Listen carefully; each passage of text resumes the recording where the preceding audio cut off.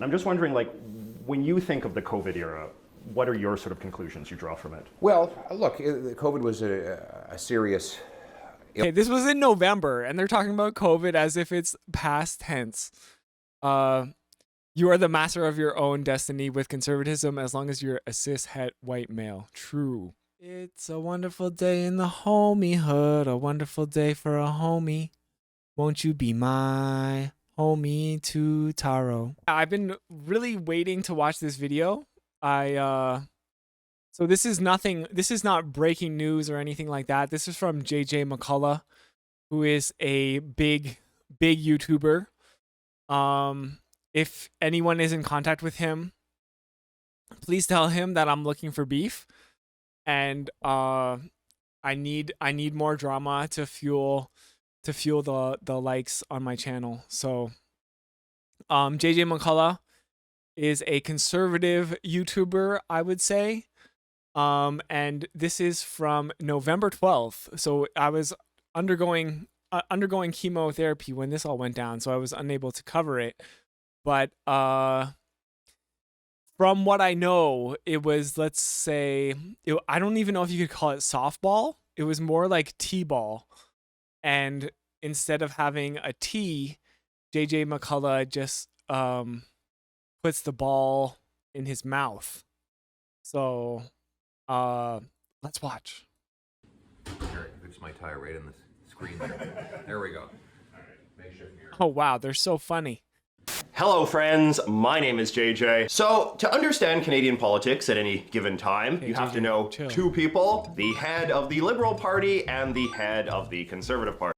You might need to know more than that, but these are the only two parties that have ever run Canada, so statistically speaking, the two guys holding these jobs are the only people who will ever become Prime Minister. I think we all know the head of the Liberal Party pretty well by now, old man Justin Trudeau, who has been Prime Minister since November of 2015, but who... Is he old? Do you think he's older than PP? I actually don't know. Justin Trudeau... age. He's 51. Pierre Poilievre age. He's 43. Wow. So they honestly, if you told me they were the same exact age, I would be like, yeah, makes sense. Who is head of the Conservatives? Well, in the years that I have been doing this channel, it has changed quite a few times. When Justin Trudeau was first elected, he beat Stephen Harper, who was the last Conservative Prime Minister. Harper was then followed by Andrew Scheer, who failed to unseat Trudeau when he ran for a second term in 2019. Scheer was then replaced by Erin O'Toole, who lost to Trudeau when he ran for a third term in 2021. Trudeau I love seeing the whole list of conservative L's, and like here's the heir to the conservative throne getting ready to take another L. Now plans to run for a fourth term in 2025. Do you intend on leading the Liberal Party into the next election? Yes. Which, if successful, could potentially make him the longest continuously serving Prime Minister in 100 years. So the Conservatives are really hoping that the fourth time will be the charm with their latest leader, Pierre Poilievre. So, who is Pierre Jeez, it's like the white guy Olympics over at the Conservative Party. Poilievre? Born to a teenage mother in Calgary in 1979, young Pierre was given up for adoption and raised in the city by a French-Canadian couple. He got involved in conservative politics as a teenager and basically never stopped. He dropped out of college. Red flag. Red flag. Getting involved in conservative politics as a teenager? Red flag. And moved to the nation's capital of Ottawa to work for conservative politicians for a while. But not for a long while, because in 2004, at the age of 24, he decided to run for office himself and got elected as the youngest member of the Canadian Parliament at that time. He actually finished his university degree while serving in the Parliament. In 2000... Wow, impressive. You'd be okay with Trudeau pulling a Jacinda? That's the thing though, Trudeau can't burn out because Trudeau is an alien. He's been sent here to take over Canada and eventually the world with his communist alien agenda. 2006, the Conservatives were elected to power under Stephen Harper, but it was not until 2013 that Poilievre got appointed to the Prime Minister's cabinet. He served in a few different positions until 2015, when the Conservatives were booted out in favor of Justin Trudeau. Pierre, as many of his supporters and critics alike call him, has risen over the course of the... What? What? What do you... What? Pierre? That's his name.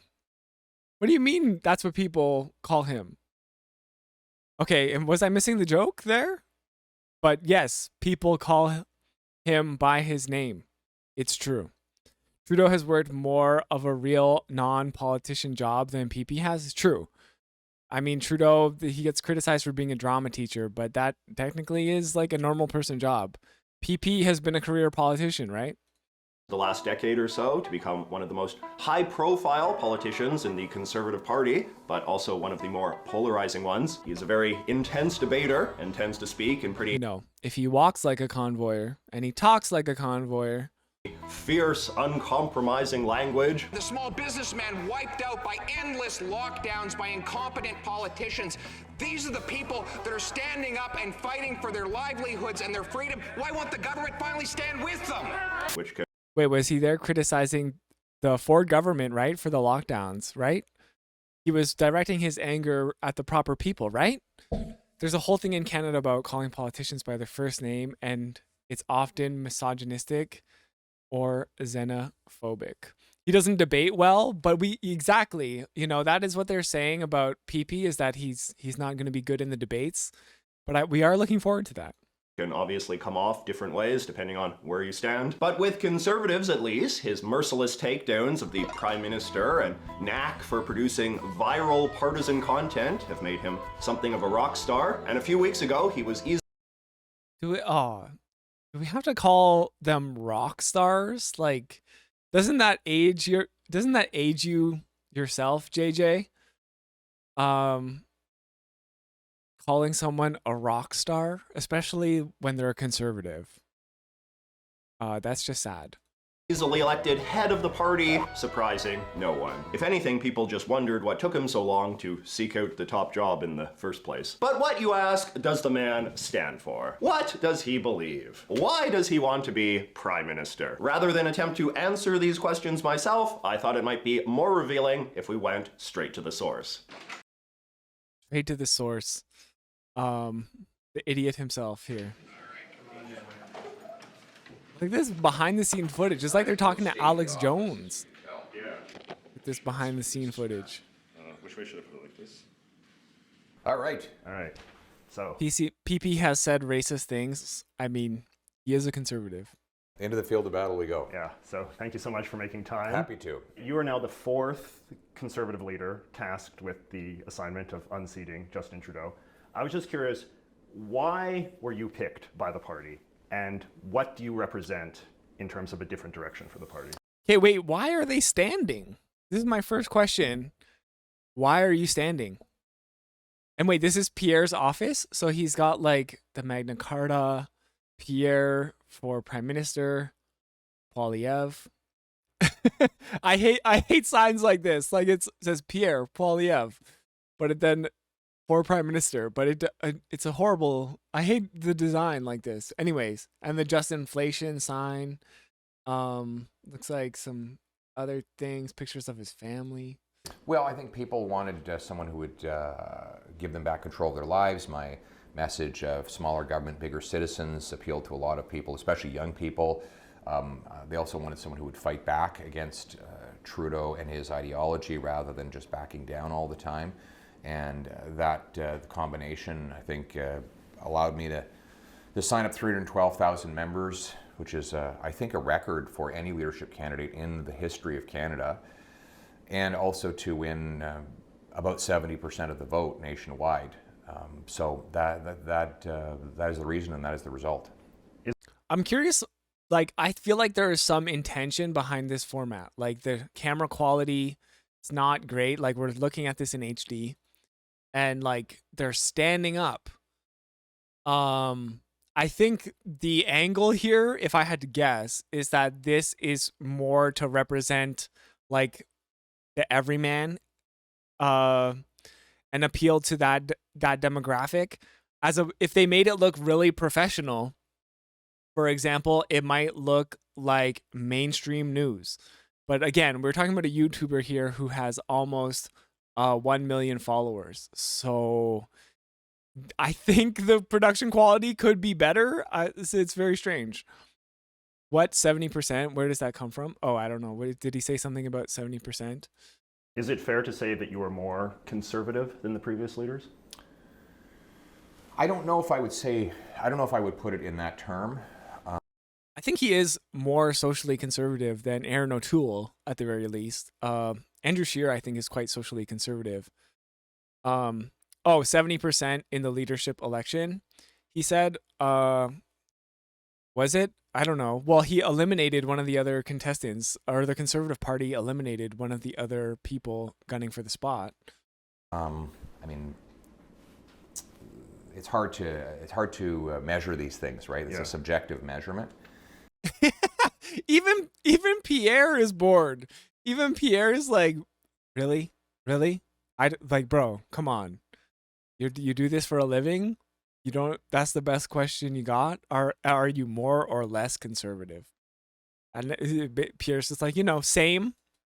But people know where I stand, Yeah. and I tried my best to make clear my policy positions on everything during the leadership race, so that folks would be able to judge me and vote for me accordingly. And apparently, I was in line with their thoughts as they exercised their vote. Mm.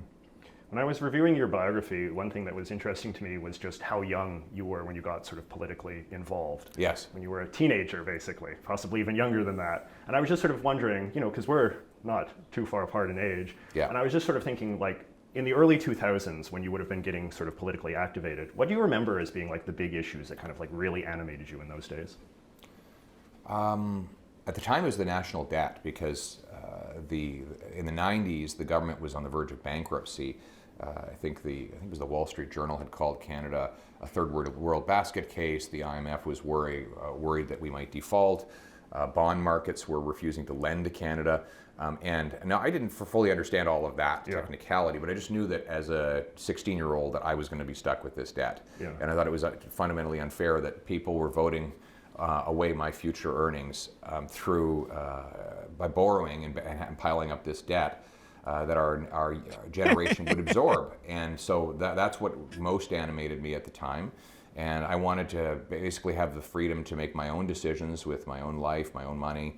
And so it was basically idea of giving... So he became a landlord. Every individual the freedom to pursue their own goals. And that basically is what I stand for today. So not a lot has changed. Never had it. Right. So thank you, Lightly Salted. As a teenager, my major concern was the national debt. Bruh. I mean, like, how? Why? Like, even as an adult, my concern is not with the national debt. It's like, it doesn't change anything in my life. But okay. Interesting. Most 16-year-olds definitely love to sit around their rooms worrying about fiscal policy. He's a special boy. A left-wing phase. No, I mean, it's funny. I started getting... So wait, I think the question there was, did he ever have a left-wing phase? Interesting. Let's go back. Let's see. Never had a left-wing phase. Yeah. No, I mean, it's funny. I started getting interested in politics when I was around 15 or 16 because I had injured my shoulder. Not even once. Never even once had a left-wing phase, or even like a rebelling against my parents' phase. So it's like shocking. And I couldn't participate in high school sports anymore. I couldn't play. I was in amateur wrestling and things like that. I wasn't able to do that. I'd earlier hurt my back, so I couldn't play football. So I basically was looking for something to do, and I started reading these books. And the first one I actually read was on Fidel Castro, believe it or not. Yeah. And so I didn't really render a judgment on him one way or another. I just read the book and then started reading other books. And wait, is this a virtue signal to the anti-Trudeau base where he's like, I read the biography of Fidel Castro, and some might, funnily enough, he turned out to be Justin Trudeau's father. And as I charted my path through all this literature, I just concluded that the answer was to let people make their own decisions, be masters of their own destiny, and that's how I ended up as a conservative. Interesting. Conservative. Under conservatism, are we the masters of our own destiny? Or are they the masters of our destiny? Yeah. I do think of you and sort of the office that you hold now as being a sort of reflection of kind of the post-COVID era of Canadian politics, in the sense that News alert. The pandemic is still ongoing. your message and the way you talk about freedom and this sort of thing has a particular resonance, I think, in the post-COVID era that maybe it wouldn't have had in a different political era. You mean he's virtue signaling towards fascists so he could get them into the Conservative Party? And I'm just wondering, like, when you think of the COVID era, what are your sort of conclusions you draw from it? Well, look, COVID was a serious... Okay, this was in November, and they're talking about COVID as if it's past tense. You are the master of your own destiny with conservatism as long as you're a cis-het white male. True. Telling us the real facts there, lightly salted. Illness, and it did take lives. That said, a lot of politicians took advantage of it to expand their own power. I mean, okay, and he's what, as if he has not expanded his own power. Very, very hypocritical of him to say here. It's almost undeniable now. One of the first things Trudeau did when COVID happened is try to pass a law giving him unmitigated power to raise any tax to any level at any time for any reason without parliamentary approval, which is unprecedented in our system. He brought in... Is that true? The Prime Minister can raise any tax without the parliamentary approval? Who has a link to that? That can't be true, can it? What post-COVID hero, LOL? He would not have any health policies. Yeah. Master of your own destiny in that poverty and racialization are personal failures. True. No mask mandates or vaccination policy. And then the weird part is, like, he's talking about tax. Like, I don't remember Trudeau like raising any tax without like the due process, but send me the link if I'm wrong. Censorship laws, and they imposed this ridiculous and unscientific vaccine mandate. And they basically saw COVID as, in the words of Chrystia Freeland, a political opportunity to massively expand the state and diminish the citizen. I think I represent pushback against that. I'm standing for the citizen who wants to take back control of their lives, and I think that's why my campaign was so resonant. So I've heard you sort of characterized as being the candidate of choice of the truckers, right? And what does that mean? Look, the vast majority of the truckers who came to Parliament Hill peacefully protested. The irony was they didn't come here asking for anything. Yeah. They just wanted to be left alone. Yeah. What? They didn't. They just wanted to be left alone. They're the loudest group of mother truckers to ever want to be left alone. Sorry, I'm trying not to swear because of YouTube. I don't want to have to go back and edit stuff. PB criticized Trudeau for not procuring vaccines fast enough and rolling it out fast enough. I'm sure he would criticize Trudeau for the way he wipes his own ass. Yep. Throw scientists under the bus or question people who do their job. Yeah, well, the truckers were just doing what they thought was right, okay? They were just doing the fascism. They were working, called heroes, for 2 years by taking our goods and services across borders without a vaccine. And it was thought completely safe for them to do that. And all of a sudden, as the rest of the world was beginning to lift all mandates, Trudeau brought in a brand new one on this group of people who were the least likely to spread any virus because they're in a truck alone all day. And so these people lose their job. For the record, I do think it is a little dumb for truckers who are sitting alone all day to force them into vaccination. The thing is, the only reason they were being forced into vaccination is because they're going to other countries. And it was also the policy of the U.S. to, vaccinate their truckers who are going and traveling in and out of Canada. So, my understanding also is that, like, if you're just a trucker within Canada, you don't get forced to being vaccinated. Pretty sure they were demanding that the entire government be removed. Yeah, they were saying that, but I mean, he's conveniently forgetting that here, that they were going around with their F Trudeau signs and saying that, hey, this Trudeau, who was elected through our very flawed electoral system, should step down. So I'm pretty sure they're asking at least one thing. I love on one sense he's saying that they're freedom fighters and they are really angry about all of these mandates, but at the same time they weren't asking for anything, just to be left alone. Okay. They say, well, we're going to go to Ottawa and protest, and they came here, held a protest. I think if Trudeau had gone and sat down with them for 15 minutes and tried. Okay, then there's this other myth here that you should just go and all those people with the FU signs and who are just like being rowdy and harassing people in the streets and being loud and obnoxious. Why don't you just go have a reasonable conversation with them? And like, yeah, sure, there's a guy down there who's like pretending that he's like hanging you, a caricature of you, but why don't you just go and talk to them? I'm sure nothing could go wrong. Surely PP wouldn't be trying to whitewash the reputation of fascist insurrectionists. Surely not, RJ. Tried to find some solution, they probably would have gone, because they were without income, sleeping in a truck in the middle of February, I think it was. So I just fundamentally thought it was unfair that these working class people who'd been kicked around for 2 years and all they wanted to do was just go and earn a paycheck in an already tough job, were being deprived of their earnings and their freedom. So that's why I was happy to stand up for those law-abiding and peaceful truckers who were protesting for their livelihoods and liberties. We all condemn anyone who broke laws, blocked borders, or behaved badly. But the vast majority of the protesters were peaceful and just wanted to be left alone. And that's why I supported those particular people. Mm. Okay, so a couple things here. Like one, yeah, Trudeau probably would have been murdered if he went down and talked to them.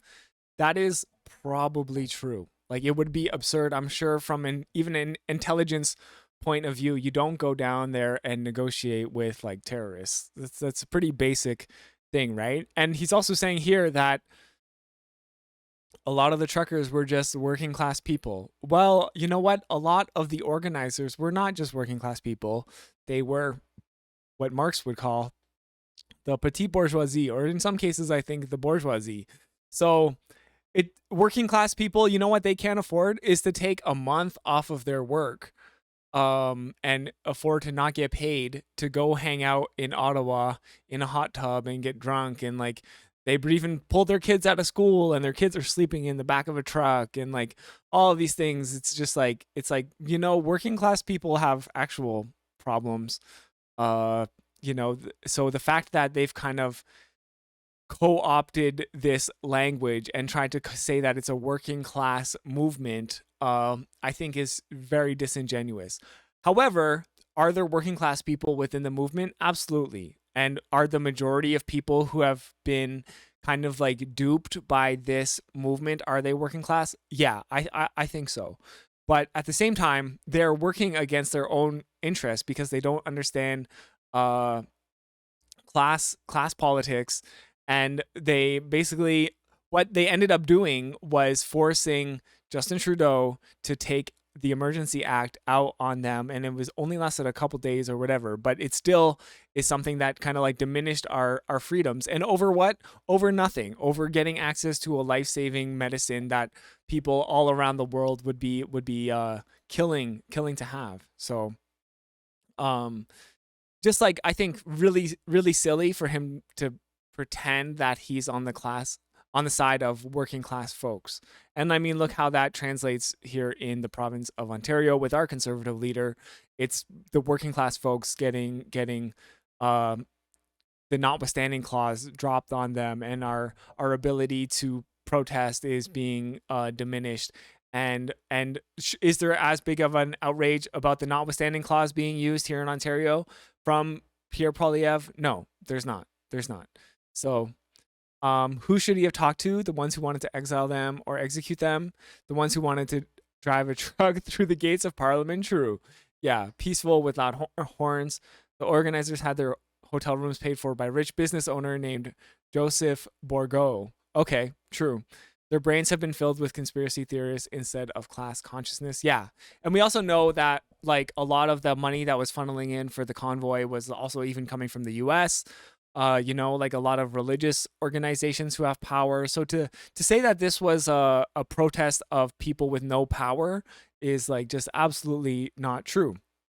There was even military intel and people, who used to belong to the military. Like there's all sorts of different groups that have, I think, like a disproportionate amount of power in Canada, because let's face it, a lot of the measures that we've taken, a lot of the measures that our politicians have taken, like not having mask mandates once again, even though we really need it, is because of fear of backlash from this potentially violent group, right? So very, very concerning. And I think they have a disproportionate amount of power over our media and over our political system.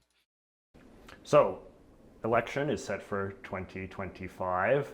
What are you going to run on? Can you give me some of your top promises? Well, paycheck power, really. I mean, right now, people's paychecks. What does this camera work? What does this camera work? Like, if I was going to do an interview with Jagmeet Singh, like, I would probably just like buy a new camera first of all, or what is this camera making it seem like we're just on Trailer Park Boys or something? I feel like there's just like a very obvious attempt to make this we're just normal people having a normal conversation. Are being savaged by inflation. I don't know if I would drop the S slur here. Is this trying to appeal to like Gen Z? The share of, let's just go through the examples. The share of your paycheck that it takes to own and pay bills on the average house is at a record high. So it takes like... Wait, the landlord said what? For the average paycheck, you have to spend about 60% of it in a month just to pay bills on the average house. That's a record. So naturally we should be paying people more, right? When it comes, and in order to do that, we might need to unionize. Turning your paycheck into a house, it's weaker than ever before. Turning your paycheck into food, food prices are up 11%. And nationalized housing, that's a capital idea, but not a capitalist idea, unfortunately. Year over year, fastest pace in 40 years. So your paycheck has lost the power to feed you. And the paycheck has lost the power to buy energy, which is necessary for modern human life. So basically, I'm the only candidate that will restore the purchasing power of people's paychecks and savings by reversing the inflationary policies of this current government. Right now, you've got... It's literally impossible. You think that somehow, if PP was elected, that he would just reverse inflation? You think if it was that easy to reverse inflation, they would have just done it by now? No, like it's the big banks, the people in power, like nobody wants this.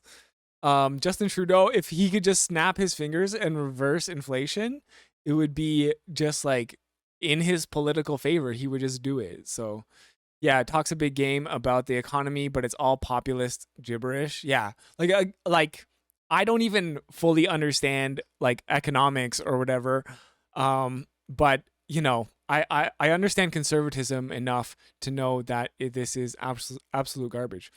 PP wants to collect all the Infinity Stones and end inflation. That would be a better plan than I think the one he has. A government that the cost of government is driving up the cost of living, $500 billion of inflationary deficits, bidding up the price of goods and interest rates, and that means that people have less left over. Bigger government means smaller citizens. I'm going to control government so that people have more powerful paychecks and their dollar goes further. So I love, he kind of like stumbled around there. He's like, bigger government means smaller individuals.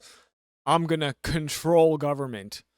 Like, wait, isn't controlling the government just the same as being big government? It's like, how how is what he is going to do going to be any bigger, smaller, or more controlling, less controlling than what's already going on? He's just like he just wears a different color tie. He almost ran out of populist slogans there for a second. Yeah. Okay. This might sound like a bit of a softball question, but I am sort of curious about it. They've all been softball questions, JJ. You sort of alluded to before that you're doing well with young people, which the polls do suggest is the case. And that is something that is sort of against the stereotype of conservatives. And again, Yeah, what's wrong with kids these days?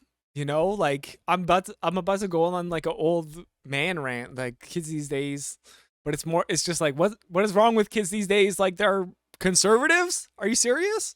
without this seeming like too much of a softball, what is sort of your theory of why that is? Well, I think it's because when we're young, when people are young, they are adventurous and ambitious and excited about taking on the world, doing, whether it means enjoying an exciting social life or buying a house and starting a family. Either way, those things have been under attack by big bossy government. For 2 years, young people weren't able to go to the gym, go to the bar, go to a nightclub, go on a vacation, go backpacking.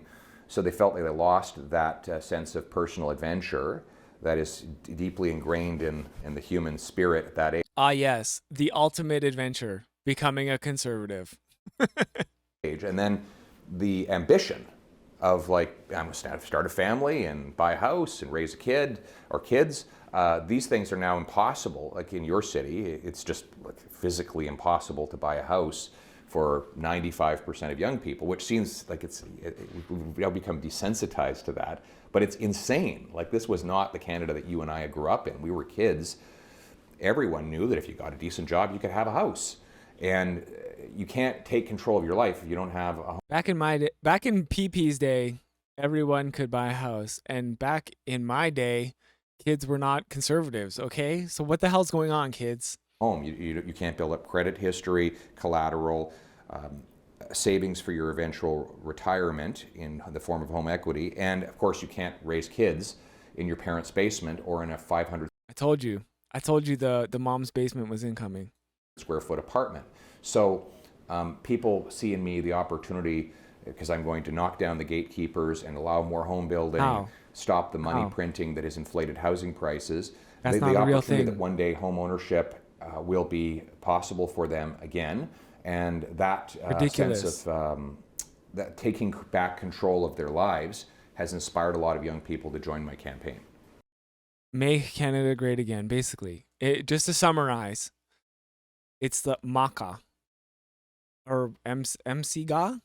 MCGA. I'm going to call my grandma and say that you can't raise kids in a multi-generational home. Yeah, sadly, our society has abandoned the idea of having a multi-generational home. She and your dad will both instantly turn to dust. Oh no. What is the biggest misconception about you?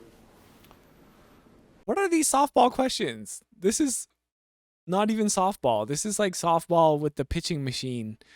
And like, this is like you go to the batting cage and you put it on like the mode for like 10-year-old. I don't know. I don't spend a lot of time thinking about what conceptions people have. So I'd have to reflect on that. You must have some sense of like sort of unfair characterizations of you that are floating out there, or ones that you disagree with, you know? Well, I think just overall, right now, the major misconception is that the parties of the so-called left we're told that they care desperately about the downtrodden, but where the so-called left, there's no leftist parties. I hate to break it to you folks, but the Liberals and the NDP, they're not real leftists. They're neoliberals.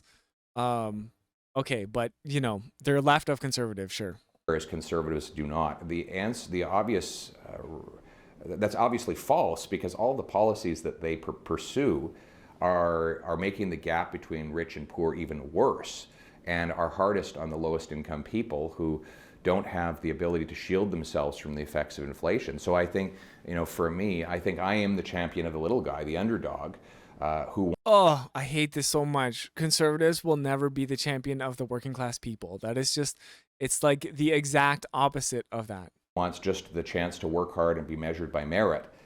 Whereas I think the other parties Yes, Canada, a meritocracy where PP can become the prime minister.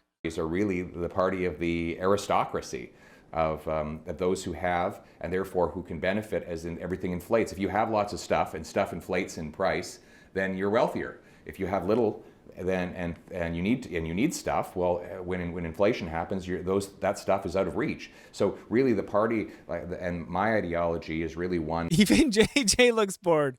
He's like, so people with more stuff are better off than people with less stuff? Is this true? Of meritocracy, not aristocracy, and letting people get ahead through their own hard work. We don't live in a meritocracy. Everybody knows this, but we also don't really live in an aristocracy. And if we did, PP would be an aristocrat. Rather than their ancestral wealth or their privilege that they've had because of their place in the system. An issue that is of particular interest to my audience, the political issue that I probably spend the most time talking about on my channel, is Bill C-11. Yes. Obviously, major Trudeau government initiative. Just wanted to give you a chance to state clearly where you stand on it. Against. Against. Why? Because it's government control of what we see and say on the internet. Basically, they want to give the CRTC the ability to manipulate social media algorithms to favor and that by definition, necessity, disfavor social media content. Those algorithms are designed to feed people what they want to see. I mean, I'm not naive about it. The social media companies do that because that keeps their more eyeballs on their platforms, which means more advertising revenues for them. So basically, he's in favor of big tech. This guy is in the pocket of big tech, and he wants to make sure that the woke big tech companies like YouTube and Twitch, which everybody knows favor the left. I'm joking. He wants to make sure that they have more power instead of the government doing some regulation, just so that's clear. Their bottom line. But the bottom line is, for the viewers, they see what they want right now. And under this proposed law, they'd see what the government wants. This idea that you would ever log into YouTube and it would only be like state-funded media is just like absurd, even under C-11. You know, I'm not saying the bill is not without flaws, but I think a lot of people, including I think everyone, don't know how it's actually going to impact us as like creators. I guess if you have like almost 1 million subscribers, the way JJ here does, you might be a little worried about it affecting your income. But for someone like me, I honestly just don't know. Nobody knows because C-11 doesn't say. True. I mean, then you can say that it doesn't clarify. I think it is going back into the lower house, right? And then it will go back up to the Senate. I don't know. But you're right. Nobody knows. We should be worried about it. I just think it's funny. Like, of course, he has to say what I think a lot of conservatives are worried about is that it's bad. But we don't know. I'm torn between holding big tech accountable and,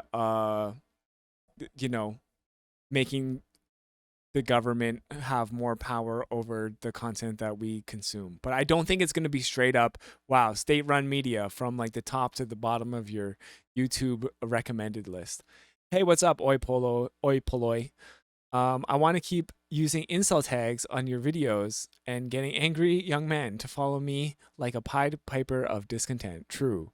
That is exactly what he's doing with the MG Tau or whatever hashtag. I think that's wrong, and I think it's dangerous. Dangerous, so dangerous. I think that will happen is that not only will political interference necessarily follow, but political interference in the media? No. Say it ain't so, Joe. This is not something that goes on, is it? Not on the internet, and definitely not in print media. Those with corporate lobbyists will have the ability to influence the CRTC, which is the body that will oversee this new law, to favor them. So we will see, big broadcasting corporations will send their lobbyists daily to the CRTC and say, can you adjust the algorithm just a little bit like this and a little bit like that in order to pump their content. And I don't think the CRTC is going to have direct control over the YouTube algorithm, right? Like it would be actually probably a long, complicated, very slow process of like the CRTC wants this, and then they have to meet with the execs at YouTube and Spotify and all the freaking social media apps and then like figure it out. Like, I don't think anyone's like dying to do that work either. of course, their advertising, and then smaller players who don't have lobbyists and can't influence the bureaucracy will then be pushed down, because it is a zero-sum game. The viewer online only has so much time to look at internet content, and if they're forced to watch A more, well, then they'll have less time to watch B.